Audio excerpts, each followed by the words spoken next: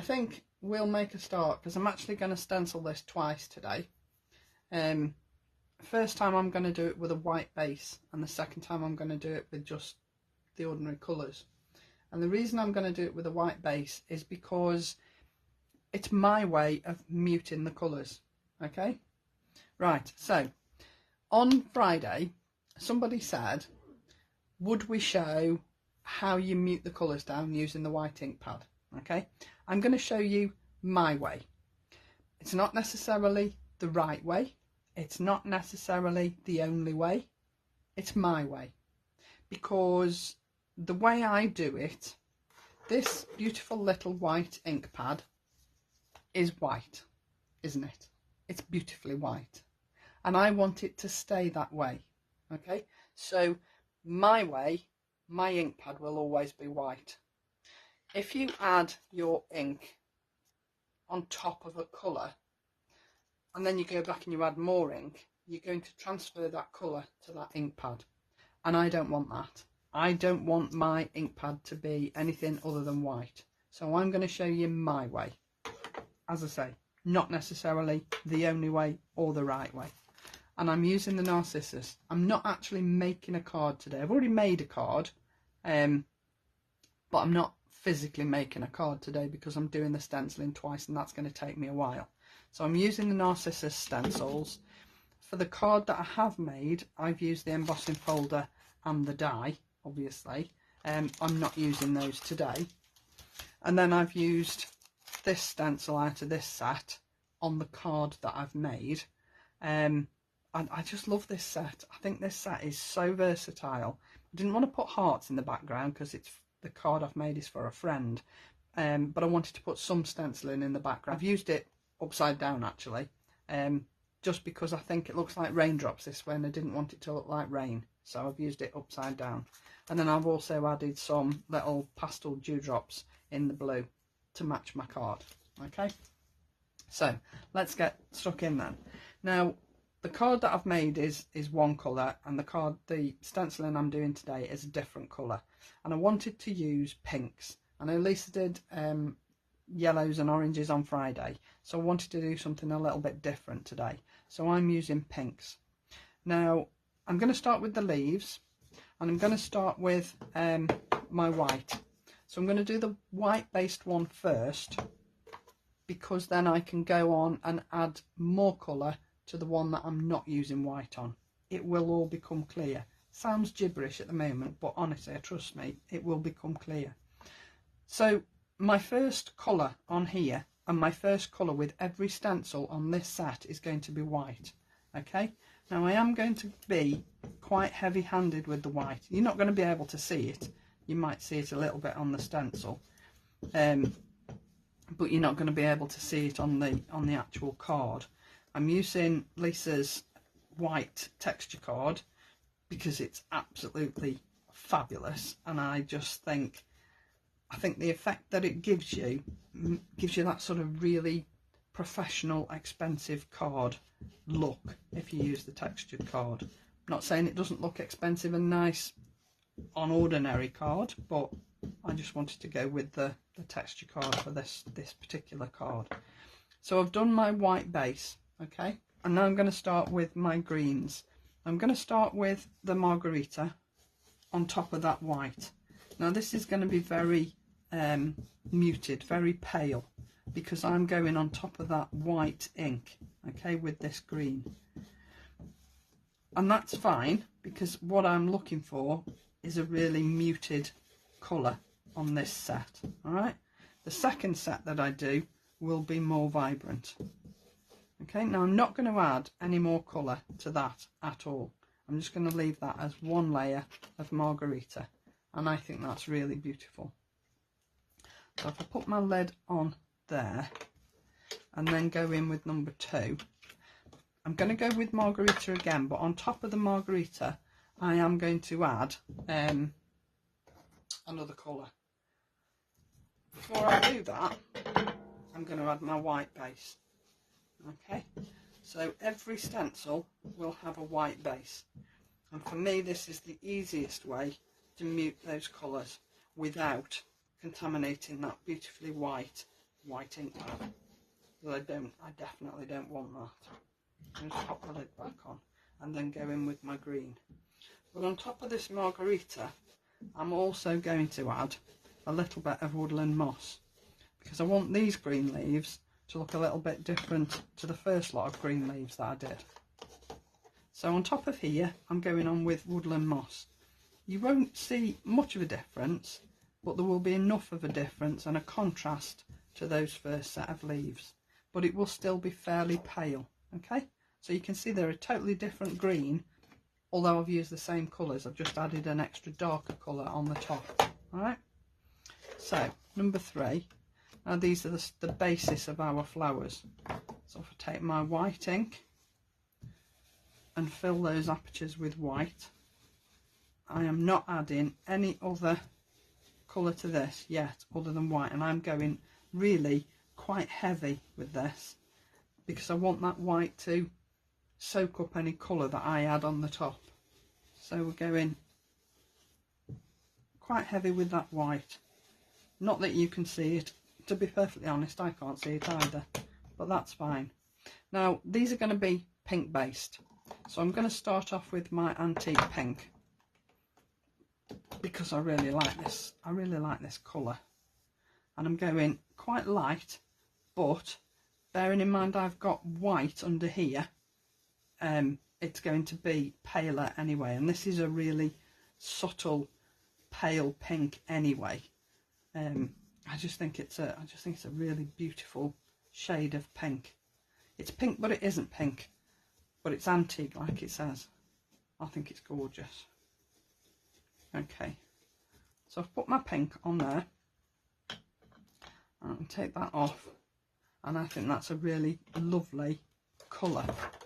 Now on top of here, I'm going to go with, I think I might stick with the antique pink actually. I was going to go rhubarb jam, but I'm going to save that.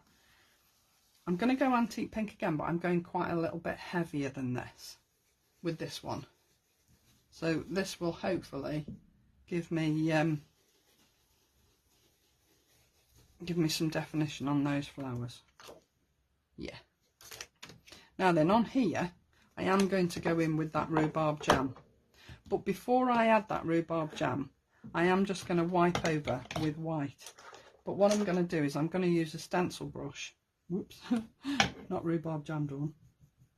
I'm going to use a stencil brush, and I'm literally just going to wipe over those apertures, because I want this rhubarb jam to stand out, but I don't want it to stand out too much.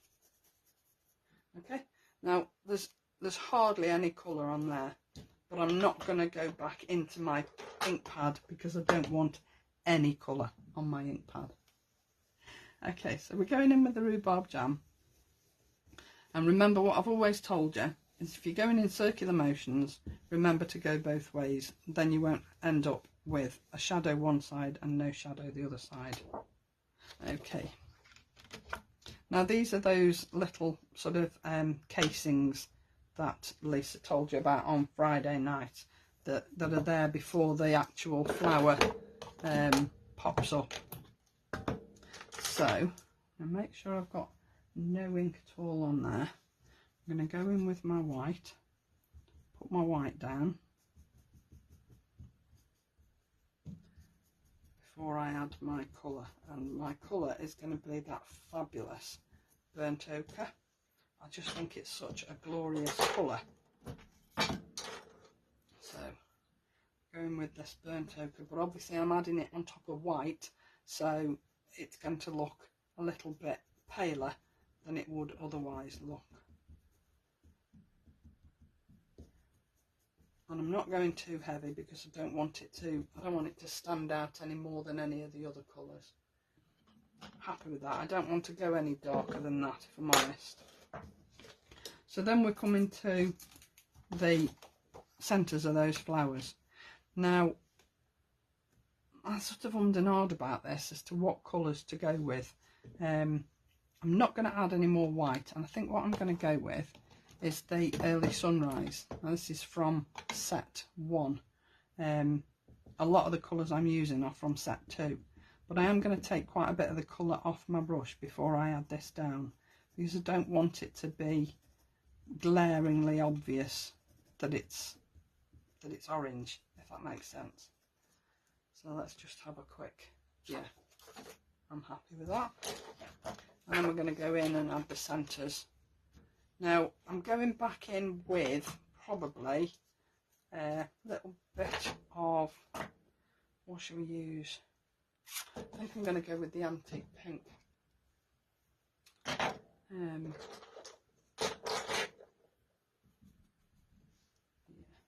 Let's see what it looks like. And if we don't like it, we can change it and add a different colour. Because that's the beauty of the system. You know, if you don't like something, go back, add the stencils back and change it. No, I like that. And then we're just going to go in and add those little seed heads.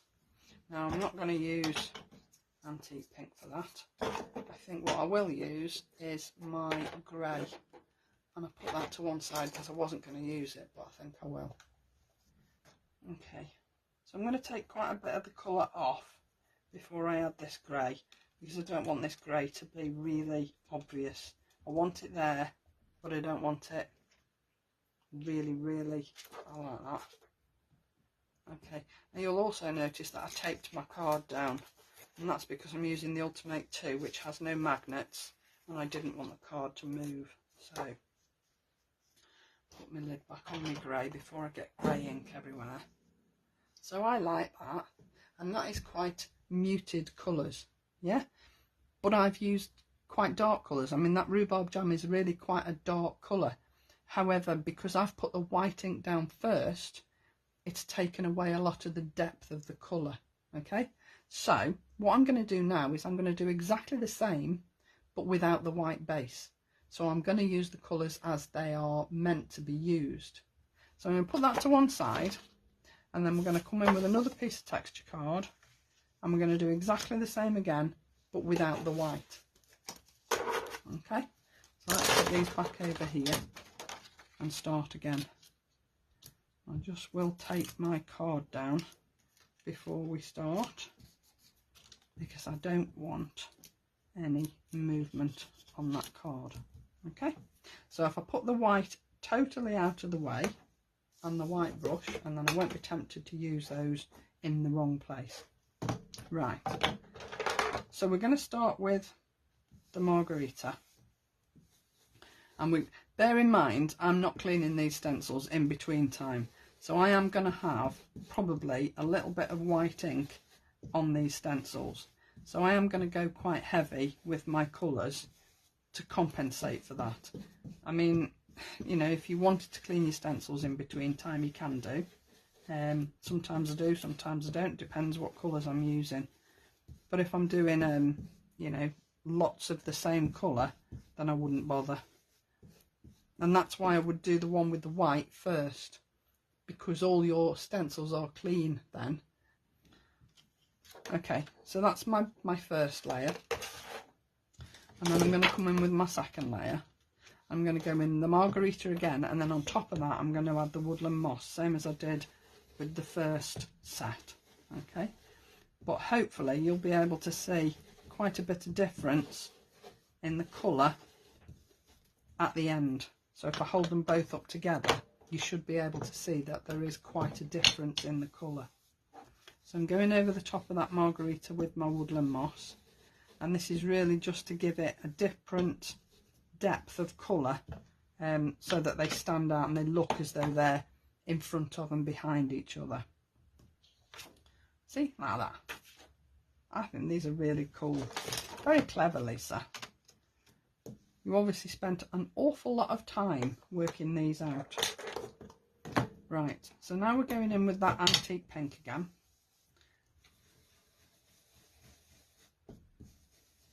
And you can see I'm putting quite a bit of pressure on here, and you can tell that by where I'm holding the brush. If I wanted a light covering, I'd be up here with where I'm holding it, so that I haven't got that same amount of pressure. But I want quite a bit of depth of colour on this one, because I want it to be really obviously different to the first one. I'll leave that there because I might go back in with that one. Okay, so then we're coming to the more detail on here. So I'm going to stick with the antique pink, because when I come to the detail on the outside of the leaves, I'm going to use the rhubarb jam. So I'm going to be extra heavy on this, so that hopefully it will give me a bit of shadow on my flowers.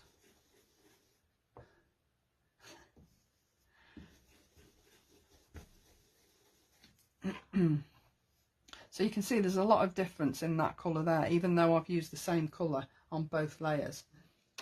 Now I'm going to come in and I'm going to use that rhubarb jam. Genius colour this is. Absolutely genius. And again, I'm going to use my wonder brushes, just because for speed really. You know, if you wanted to fill sort of smaller apertures and you wanted to take a little bit more time, then you can use your stencil brushes. But I just think the wonder brushes, they give you such good coverage, and they will still fill those smaller apertures. So I love the way that's given the detail to the outside of the petals on those flowers. So now we're going to come in with that burnt ochre.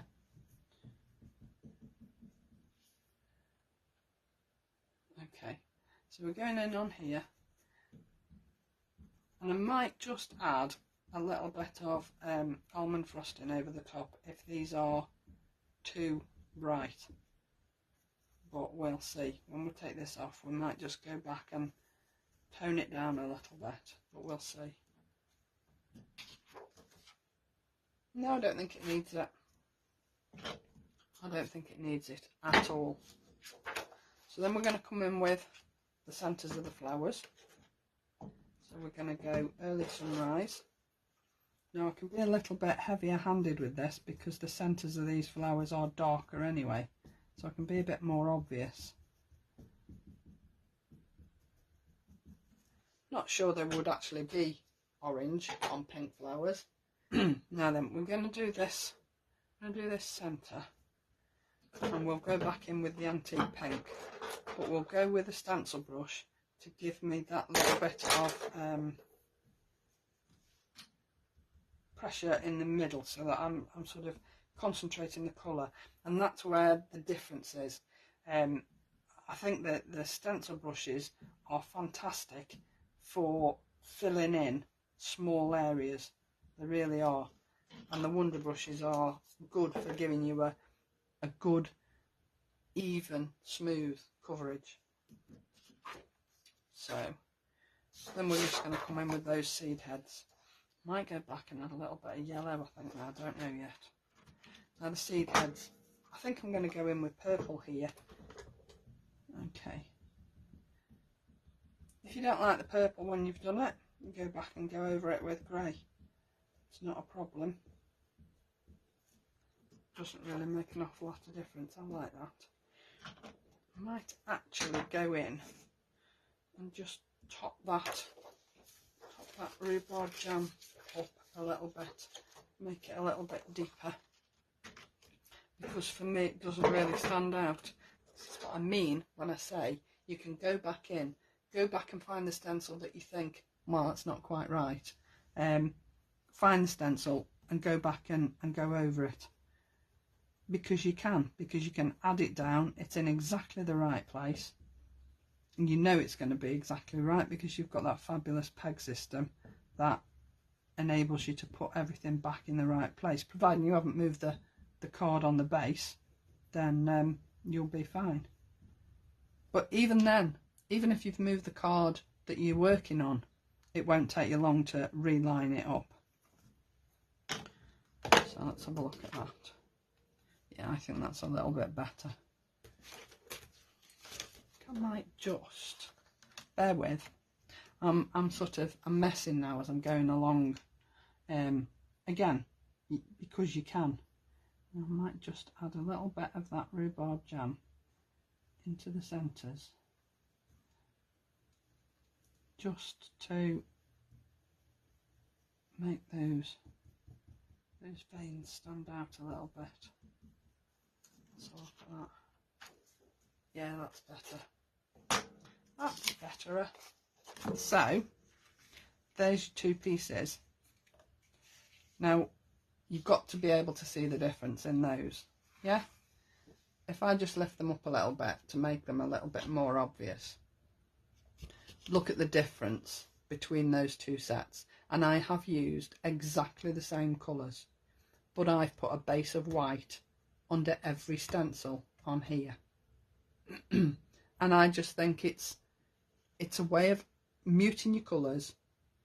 And if you wanted to sort of cut, I don't know, 2 or 3 of these, you could do a couple in darker colours, a couple in lighter colours, put the darker ones at the back and the lighter ones at the front, and then you've got some depth in your arrangement on your card. Believe me, once you've die cut them and embossed them, they'll look totally different again anyway, because once you've embossed them, they will look amazing. But it's, for me, adding the white first means you can keep your white ink pad as a white ink pad, and for me that's important, because it's no point having a white ink pad that's got different colours all over it, is it? So I did 2 in blue this morning in exactly the same way. I don't think the difference is as obvious in the blues, although looking at it on camera they do look totally different. So there you go, those are the blues that I did this morning, and you can see that the card that I've done is actually based on the card that Lisa did on Friday night. And I've used the stencil in the background, and I've only used the 2 colours that I've used in the flowers. So I've used Surf's Up and Margarita on my stenciling, and then my little blue gems all around, and I've used an odd number, always use an odd number. And then this Happy Birthday Wishes is from the Modern Florals box kit. So there's quite a mix there of different things from my Lisa Horton stash.